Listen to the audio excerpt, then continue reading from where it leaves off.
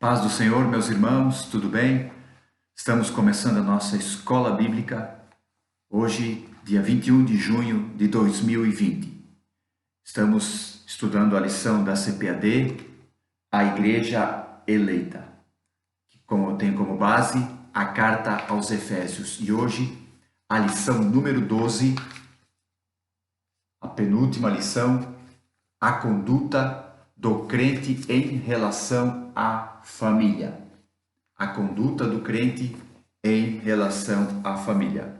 O texto áureo se encontra, carta aos Efésios, capítulo 5, versículo 31. Por isso, deixará o homem seu pai e a sua mãe, e se unirá à sua mulher, e serão dois, uma carne.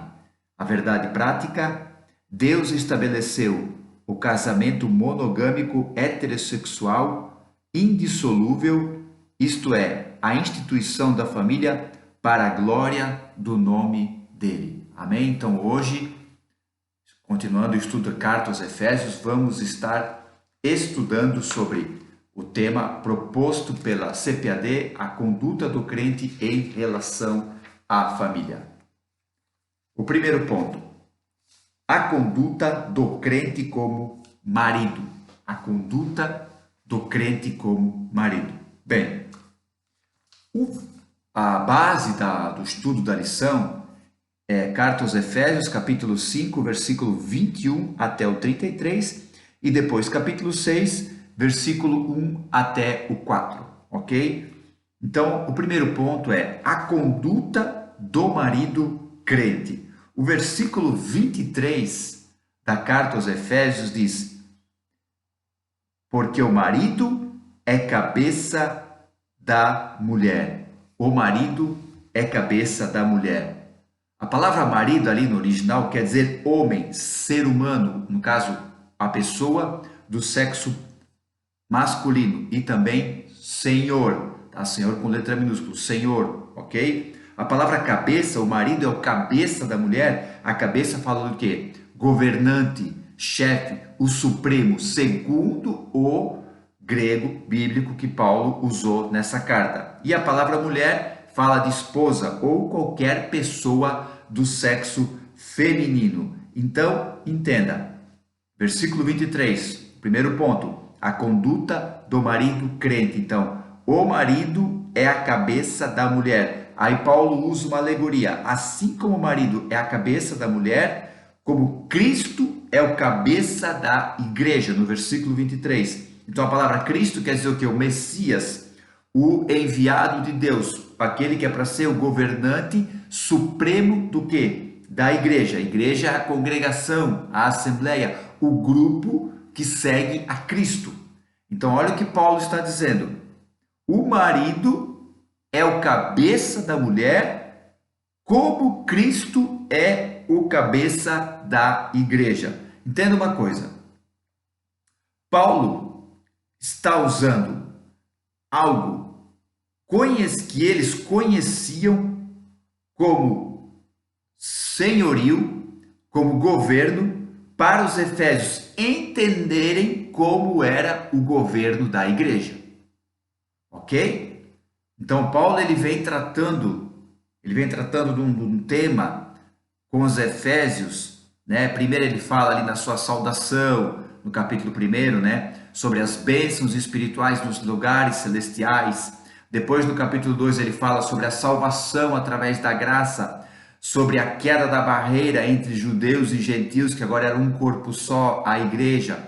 No capítulo 3 ele fala sobre a intercessão, ele intercedendo sobre os efésios. No capítulo 4 ele fala sobre a unidade da fé, que 4:11 ele mesmo deu uns para apóstolos, profetas, evangelistas, pastores e mestres, tudo isso para a unidade da fé, para alcançar a unidade da fé em Cristo.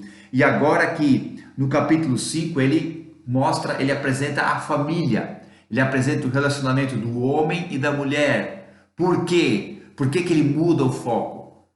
Então o tema da lição é família, só que Paulo não está querendo ensinar sobre família, não está querendo ensinar sobre a conduta do crente como família. Paulo não está querendo falar sobre isso. Paulo está querendo usar um exemplo que eles conheciam de marido, mulher, para eles entenderem como era o governo, ok? De Cristo com a igreja. Essa que era a intenção de Paulo. Paulo não estava querendo ensinar o crente, a mulher crente, o homem crente, como se comportar como família. Paulo não estava querendo ensinar isso. Apesar da lição tratar dessa maneira, Paulo não queria tratar isso, ok? A ideia de Paulo era apresentar o homem cristão, a mulher cristã, para eles, a questão do conceito do casamento no século I, para eles entenderem como era o governo de Cristo. Então, já que o comentarista foi por esse caminho que eu não concordo, mas tudo bem, vamos lá. Então, primeiro ponto, a conduta do marido crente. Então, quando ele fala no versículo 23, marido, você é o cabeça da mulher, assim como o quê? Como Cristo é o cabeça da igreja. Então, como o marido é o Senhor, é o cabeça, é o chefe supremo, é o governante da mulher, ok? Como ele é o governante, o chefe supremo da mulher, assim Cristo é o cabeça da igreja. Então, como o homem é o governante supremo da sua mulher, Cristo é o governante supremo da igreja,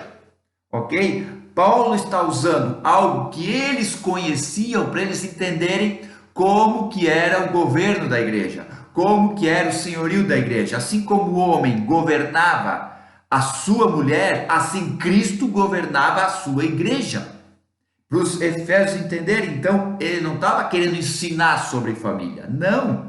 Ele estava querendo ensinar como que era o governo da igreja, quem é que mandava na igreja, quem é que fazia o que tinha que fazer pela igreja. Era Cristo. Para eles entenderem isso, Paulo usa essa alegoria. Paulo não estava querendo ensinar sobre família. Não. O comentarista foi por esse caminho. Não concordo, mas tudo bem. Faça como ele quiser. Foi aprovado? A CPAD aprovou? Beleza. Só que eu não entendo assim. Eu entendo que Paulo usou o exemplo do casamento para eles entenderem como é que era o governo de Cristo. Por isso que ele diz, olha, Cristo é o cabeça da igreja. Mas como Cristo é o cabeça da igreja? Assim como o marido é cabeça da mulher. Ok? Então, Paulo está usando algo que eles entendiam. Então, olha só no versículo 23. Como o homem é o cabeça da mulher, assim Cristo é o cabeça da igreja, sendo ele salvador do corpo. Salvador ali é libertador. Isso é corpo, igreja. Igreja é o corpo de Cristo. Ok? Então, a relação do marido com a esposa no século I, né, era uma coisa assim muito diferente do que nós temos hoje em dia. A subordinação feminina em relação ao homem era algo até muito exagerado. Se nós observarmos a história, as conquistas que as mulheres tiveram de uma maneira muito justa e muito correta, ok? Faz pouco tempo. Não faz 200 anos que elas foram, que elas conseguiram votar. Não faz muito tempo. Então, para tu ver como as conquistas femininas, as conquistas justas e corretas, foi um percalço muito demorado. Então, agora tu imagina, no século I, há 2000 anos atrás, a situação da mulher. Então, a subordinação feminina era algo até exagerado. Tá entendendo? Então, o judeu, inclusive, ele orava a Deus agradecendo pelo fato dele não ter nascido mulher. Ele agradecia as suas bênçãos, ele agradecia por Deus ter escolhido ele e agradecia por não ter nascido mulher. Então, e esse ponto de vista influenciou Paulo, como bom judeu que ele era, influenciou Paulo. Então, Paulo, ele queria mostrar qual era a autoridade de Cristo sobre a igreja. E para ele usar, demonstrar, exemplificar e ensinar os crentes de Éfeso, ele usou isso. Assim como o marido é cabeça da mulher, Cristo é o cabeça da igreja. Então, aí ele continua, no versículo 3, sendo ele salvador do corpo. Quer dizer, o marido, ele sempre estava ali para a mulher ter segurança, ela ser salva de todos os problemas. Então, Cristo é o salvador do corpo, o libertador do corpo do quê? Da igreja. Ok? Então, assim, Aí vocês conseguem entender os Efésios? Agora vocês estão entendendo como é que é o governo de Cristo sobre a igreja? Ah, tá. Então, como o marido, como ele governa, como ele é o cabeça da mulher, assim Cristo é o cabeça da igreja. Ah, agora entendi, Paulo. Paulo não estava querendo ensinar sobre família, estava querendo mostrar quem era o governante da igreja. Olha o versículo 25, já que o primeiro ponto é conduta do marido crente. Vamos ver, versículo 25. Olha o que diz o texto. Vós, maridos, amai vossa mulher, como também Cristo amou a igreja e a si mesmo se entregou por ela. Então, o primeiro ponto é a conduta do marido. Então, vamos para os maridos. Então, olha o que Paulo continua no versículo 25. Vós, maridos, amai a vossa mulher, como Cristo amou a igreja e a si mesmo se entregou por ela. No original, a ideia é assim, ó. O homem ama a mulher como Cristo ama a igreja. Tá entendendo? Então, mas como Cristo ama a igreja? Aí o Paulo continua, se entregando. Entregando o quê? É um envolvimento próximo. Tá entendendo? Ele está em envolvimento próximo. Se entregou para quê? Aí olha o versículo 26. Se entregou para quê? Para santificar, purificando-a com lavagem da água pela palavra. Então, olha, entenda o seguinte. Paulo chega para os Efésios, quem governa a igreja é Cristo. Vocês querem saber como é que ele governa? Queremos. Como marido é o cabeça da igreja. Ah, entendi. E por isso, assim como vocês amam a vossa mulher, Cristo ama a igreja. Tá entendendo? Então, aí ele se entregou por ela. Para o quê? Para santificar, para purificar com a lavagem da água pela palavra. Aqui tem uma coisa muito legal na questão da noiva.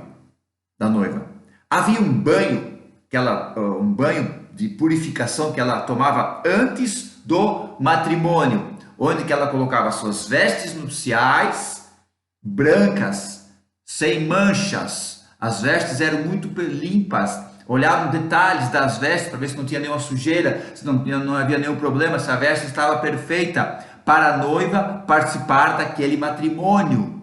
Então, por isso que aí o Paulo fala, para santificar, purificando-a com a lavagem da água pela palavra. Então, havia esse banho, a purificação da noiva, ok? Pela palavra. A palavra ali, o termo grego é rema. Isso é o Senhor falando e transformando. A palavra rema é aquela palavra que Deus fala e há uma mudança na sua vida. Então, por isso que Paulo fala, para santificar, para separar, para purificar, deixar ela pura, com como? Com a lavagem, o banho de água pela palavra, a palavra rema, aquela palavra que vai lá dentro do camarada e muda ele. Não é palavra de homem, não é palavra de sabedoria humana, é palavra de Deus. É palavra de Deus. Quando Isaías estava diante do trono de Deus, no seu livro, capítulo 6, ele diz, ai de mim, que vou perecendo, porque sou um homem de lábios impuros e habito no meio de um povo de impuros lábios. Mas o anjo do Senhor tirou uma brasa viva do altar com uma tenaz e tocou nos lábios de Isaías e disse, o teu pecado foi perdoado e a tua iniquidade foi purificada. Entenda. Quando Isaías viu a glória de Deus, ele viu que ele não era nada. Ele diz, ai de mim que vou perecendo. Mas aí, o anjo tirou a brasa viva do altar. Uma brasa viva do altar, uma palavra que veio direto do trono de Deus. O anjo é mensageiro. A palavra que veio direto do trono de Deus, do mensageiro de Deus, e tocou nos lábios de Isaías. Ele foi purificado do seu pecado e perdoado da sua iniquidade. Aí ouviu a voz, a quem enviarei e quem há de ir por nós? Eis-me aqui, envia-me a mim. Está entendendo o processo? A palavra tem que vir do trono de Deus para tocar no ser humano. É a palavra de fogo que vai, limpa, purifica, transforma. Aí o camarada sente que algo mudou na vida dele, eis-me aqui, Senhor. Senão, ele vai se tornar apenas um religioso. Vai adotar apenas um sistema religioso. Agora, a mudança, não vai acontecer nada. Eu conheço uma história, escutei essa semana, olha que legal. Essa semana escutei uma história. Um casal, eu conheço o casal, tá? O casal que viveu essa história eu conheço. O marido queria comprar o sabão em pó. E a esposa queria da marca Omo. Só que ele disse, não, a marca Omo é muito cara. Vamos comprar essa marca aqui que é mais barata, faz o mesmo efeito. Ela, não, quero Omo, beleza. Para não ter problema, ele foi lá, comprou Omo. Tá. Aí, quando chegou para comprar de novo, ele guardou a caixa de Omo, ia lá, comprava a marca inferior, pegava o sabão em pó e colocava dentro da caixa Omo e dava para a esposa. A esposa usava o sabão em pó, que ela achava que era Omo, mas era o sabão em pó inferior, na caixa de Omo. E assim ele foi fazendo. Foi fazendo. Ela não viu na lavagem? Não, porque o efeito era o mesmo. Senão ela teria descoberto. Mas o que eu quero explicar com essa história é o seguinte. A embalagem era de Omo, mas o interior não era. Então não adianta colocar uma embalagem na pessoa se o interior não houve mudança. Então muitos olham a embalagem. Puxa, olha a roupa dele, meu, esse é crente. Olha só o cabelo dele, é crente. Olha só, meu, é crente. Mas ninguém se conhece por dentro.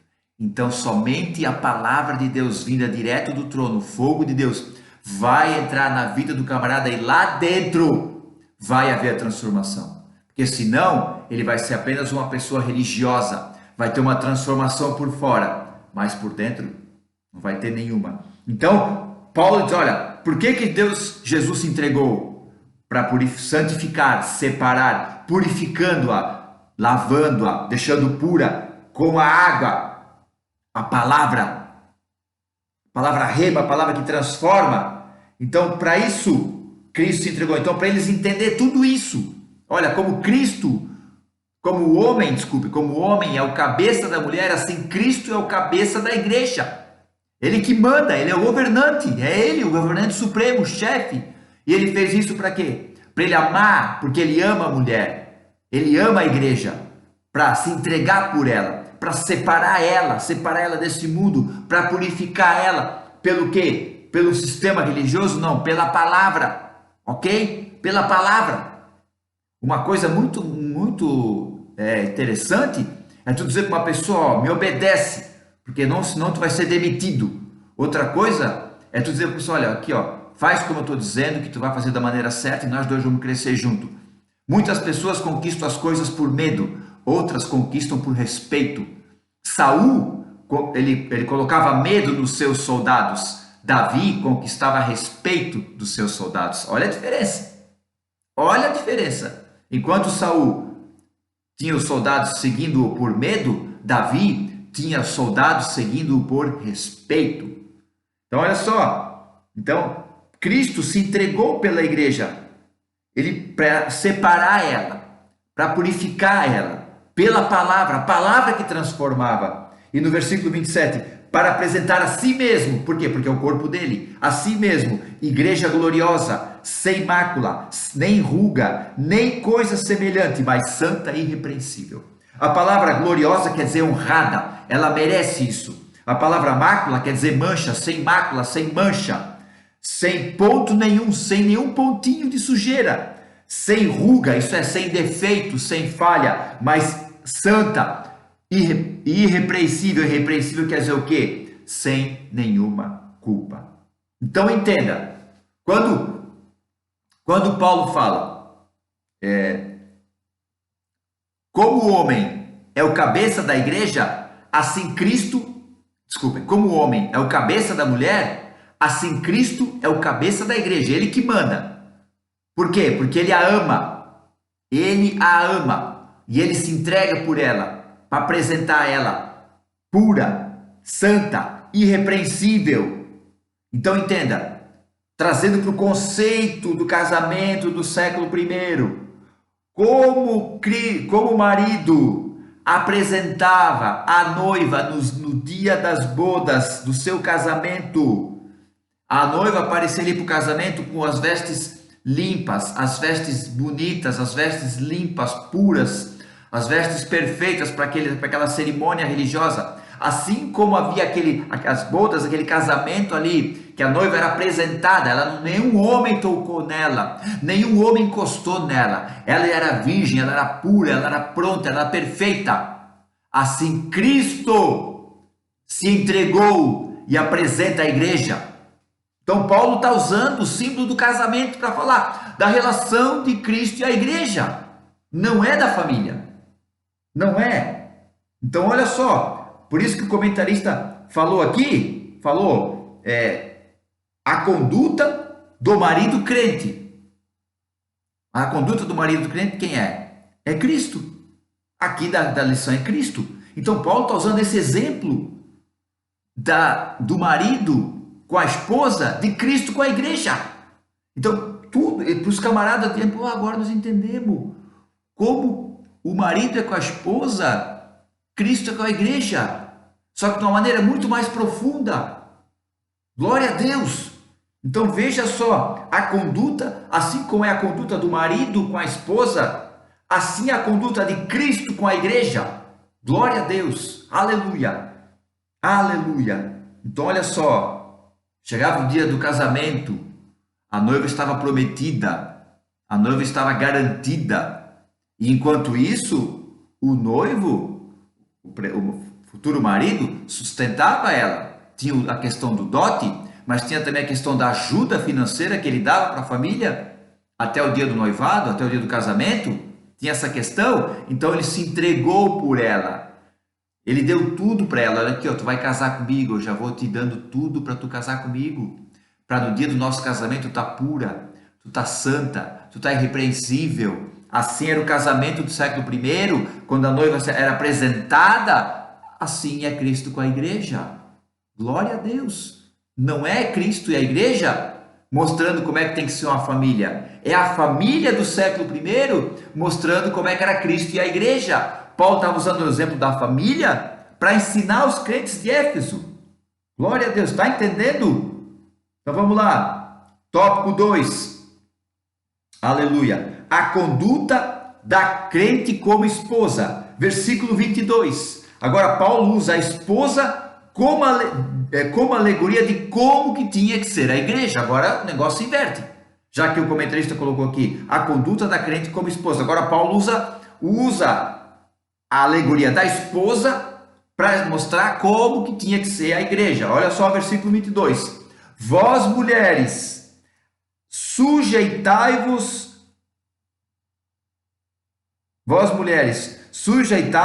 a vosso marido como no Senhor. Olha só, agora ele está querendo falar para a igreja. Ele está querendo usar um símbolo. Vós, mulheres, sujeitai-vos a vosso marido como ao Senhor. Mulheres, toda pessoa do sexo feminino, sujeitai-vos. No versículo 21, olha só. Versículo 21 ali. Sujeitando-vos uns aos outros no temor de Deus. Ok? Essa palavra sujeitando-vos ali no versículo 21 é subordinar, subordinação. É mais a questão de obediência, como um chefe e um empregado. Essa que é a ideia, tá? Mais ou menos essa ideia você entender. Então, sujeitando-vos, sejam subordinados, ok? Aí no versículo 22 ele diz, vós mulheres, sujeitai-vos a vosso marido, como ao Senhor. Já essa palavra agora, sujeitai-vos, a ideia que é? Você pertence. Você é uma posse pessoal. Tá entendendo? Então a igreja é uma posse pessoal. Ela pertence a Cristo. Não a denominação. Não estou falando de denominações, estou falando da igreja de Cristo. Denominações tem muitas. Igreja de Cristo é uma só. As denominações é a igreja institucional, a igreja CNPJ, CNPJ é a igreja física. Só que a igreja de Cristo é a igreja invisível, é a igreja espiritual, não é uma denominação, não é. Ok? A igreja somos nós, porque somos morada do Espírito Santo. Então, assim, ó, olha, o Paulo está usando esse exemplo. Mulheres, sujeitai-vos a vosso marido como ao Senhor. Então, essa palavra sujeitai-vos é pertencente, posse pessoal. Então, Paulo usa o costume da época para indicar como a igreja deveria ser a posse de Cristo.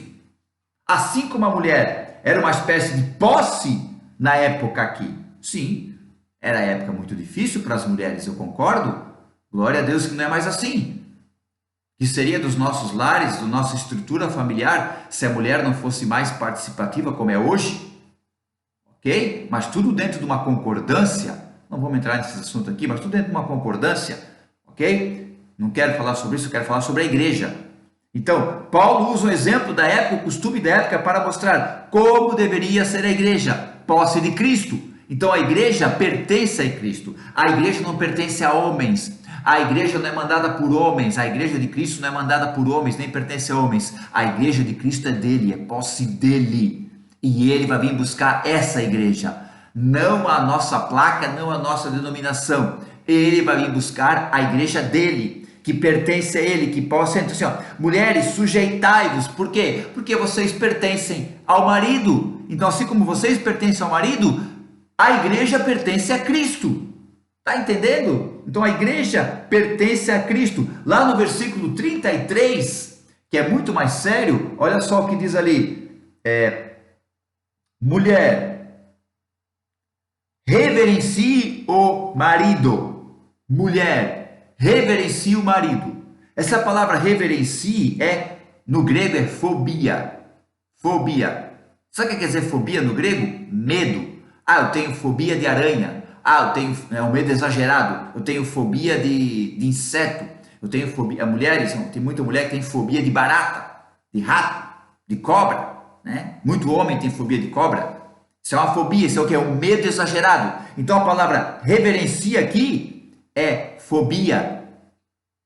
Então Paulo está dizendo assim, para ter medo, para ter pavor, para querer fugir. Olha, o certo, por que ele usou esse termo grego, eu não sei. Não posso ter uma ideia 100%, ok? O que eu posso entender é que Paulo queria que a mulher respeitasse o marido de uma forma tal que ela viesse quase a ter medo dele. Eu penso assim, não é uma ideia 100%, claro, mas eu penso assim, então, que ela tivesse um medo muito forte do marido a esse ponto, tá entendendo?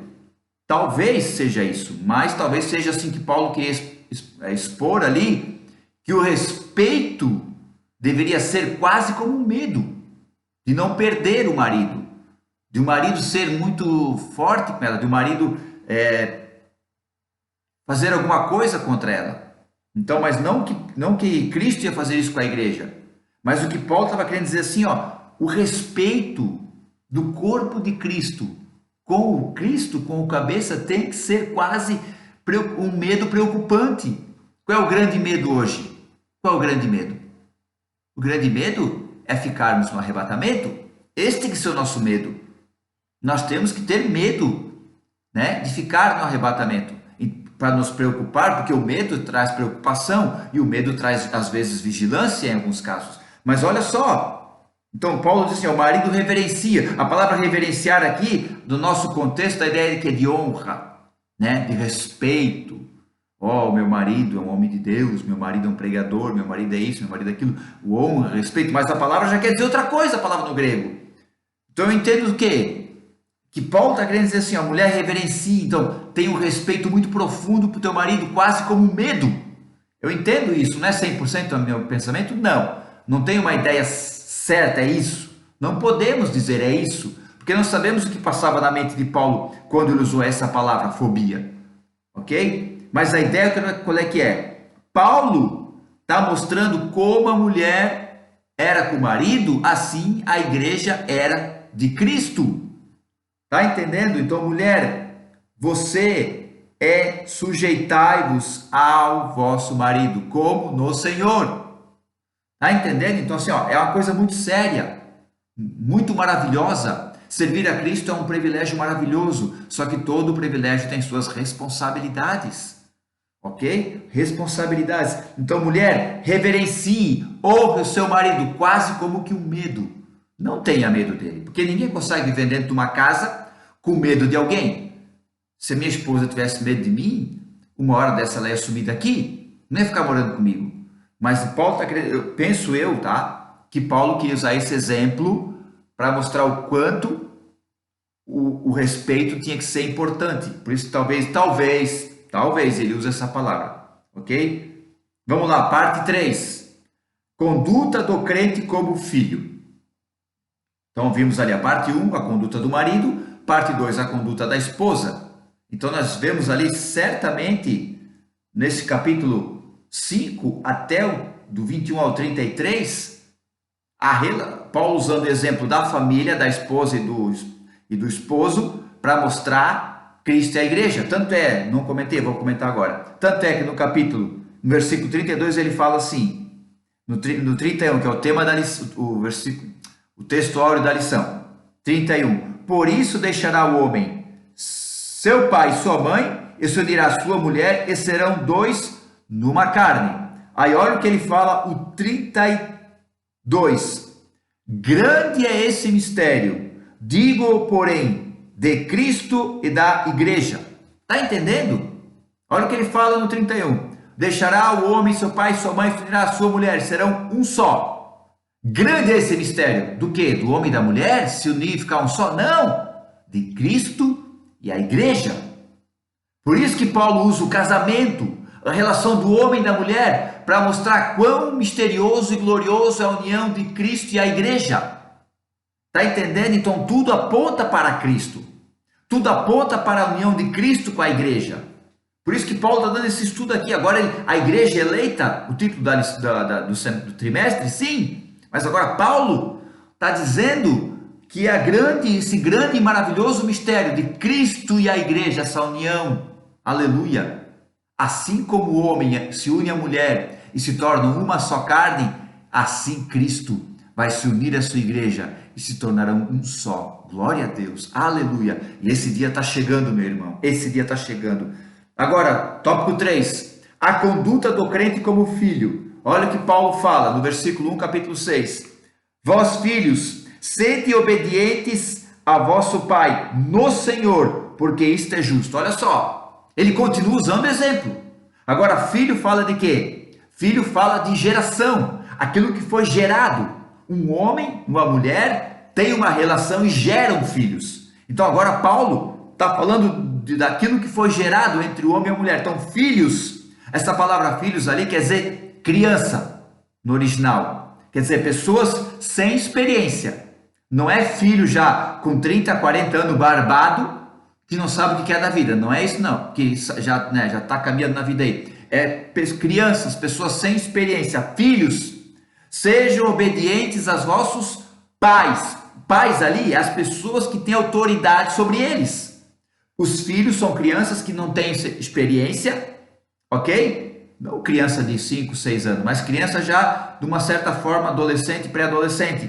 Então, filhos, vocês que ainda não têm experiência, que não são adultos, que não são maduros, sejam obedientes a vossos pais. Pais quem é? Aqueles que têm autoridade sobre você. Sejam obedientes, isso é, obedeçam o que é ouvido, ajam sobre a autoridade do vosso pai. Então, seja obediente, ajam sobre a autoridade de quem manda em vocês. Porque isso é justo, isso é correto, é aquilo que torna você inocente. A palavra justo quer dizer alguém que foi justificado, alguém que se tornou inocente. Então, quando Paulo está dizendo assim, porque isso é justo, isso é algo que vai inocentar você.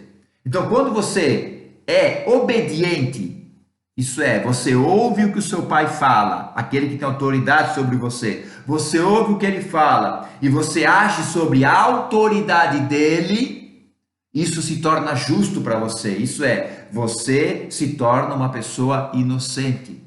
Que profundo, gente, que maravilhoso. Então, e olha o que Paulo fala. Sedes obedientes a vossos pais no Senhor. Ele está colocando aqueles que foram gerados no relacionamento pai e mãe, marido e esposa, os filhos. Por quê? Porque eles foram gerados.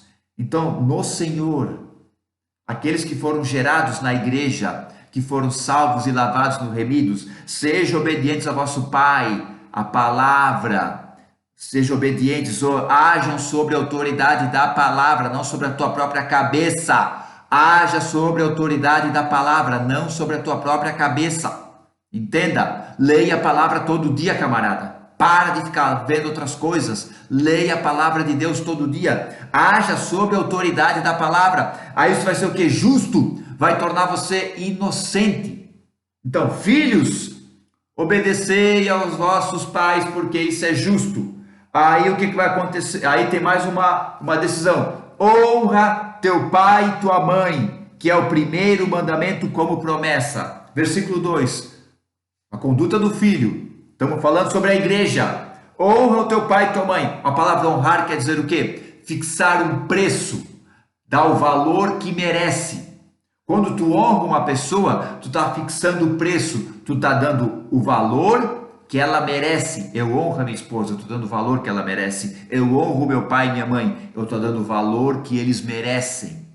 Tá entendendo? Então, quando tu fala algo para denegrir a imagem deles, tu está dando o valor que eles merecem, aquilo que tu acha que eles merecem. Tu está estipulando um preço por eles. Então, quanto mais tu honrar, quanto mais alto for esse preço, quanto mais tu dar valor que eles merecem, primeiro, você vai bem. Tá ali, ó. Porque é o primeiro mandamento, primeiro, principal, mais importante, mandamento, a ordem, o comando, a lei, como promessa, o anúncio daquilo que foi apropriado, de uma garantia.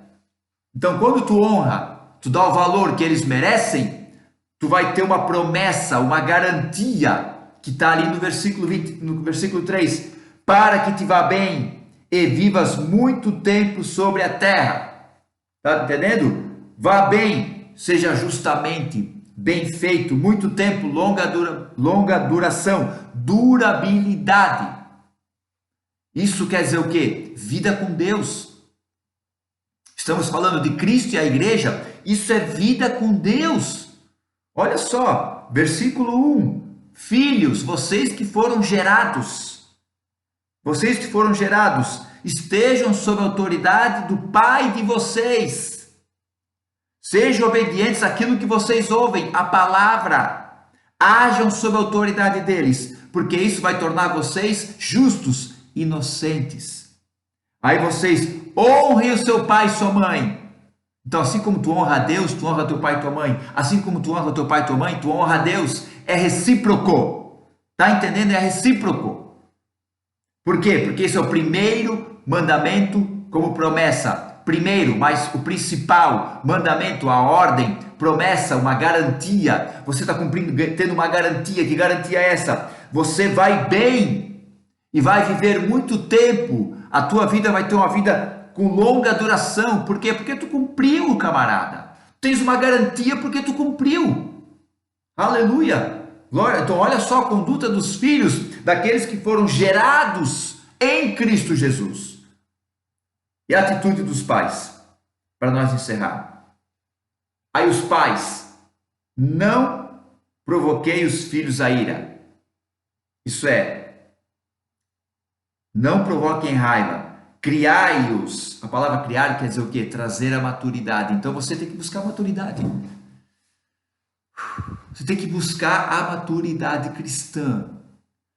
Vamos ler o versículo 4. E vós, pais, não provoqueis a ira os vossos filhos, mas criai-os na doutrina e admoestação do Senhor. Olha só, gente. Olha a palavra de novo aqui. Não provoquei, não, pai, não traz ira, mas criai, trazei eles a maturidade, entendimento, raciocínio. Ah, agora eu sei, porque, é verdade, pai, é desse jeito, é verdade, o pai está certo. Então traga eles a maturidade. Não dê ordens, não é assim e pronto, acabou. Não, explique, fale, ensine, direcione, o caminho é por aqui. Queres ir por outro caminho? A vida é tua, o caminho é por aqui. Então,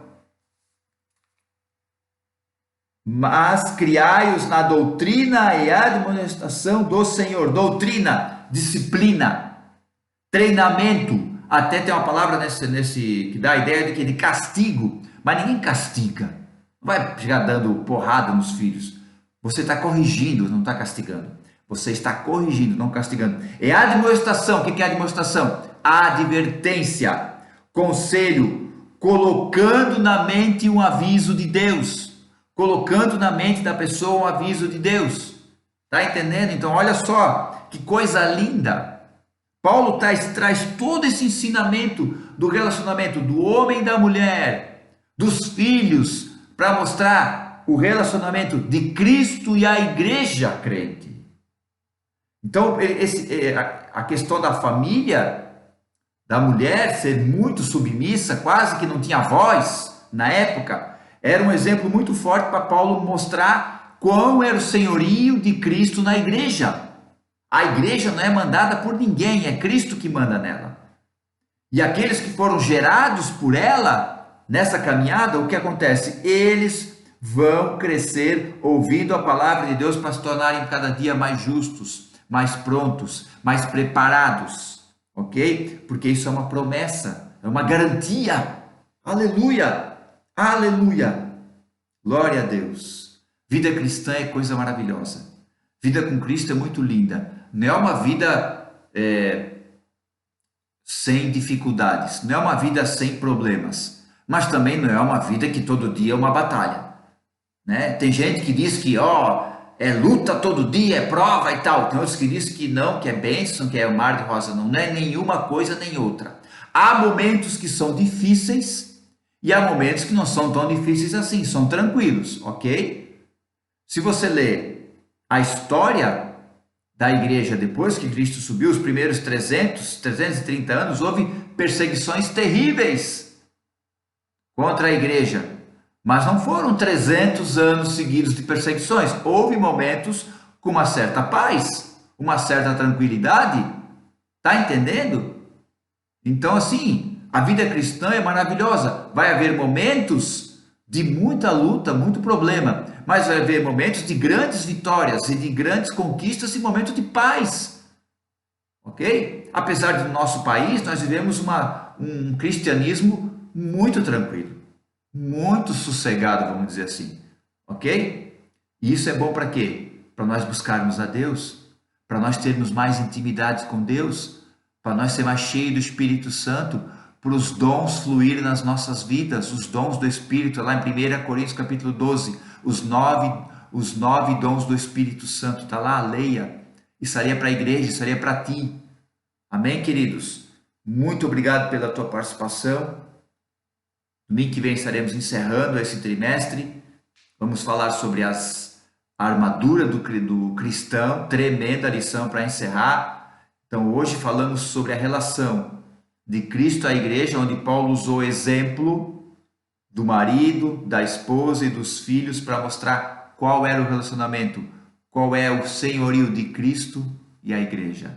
Amém, meu irmão? Amém? Deus abençoe. Muito obrigado pela tua participação. Fique com Deus. Tchau.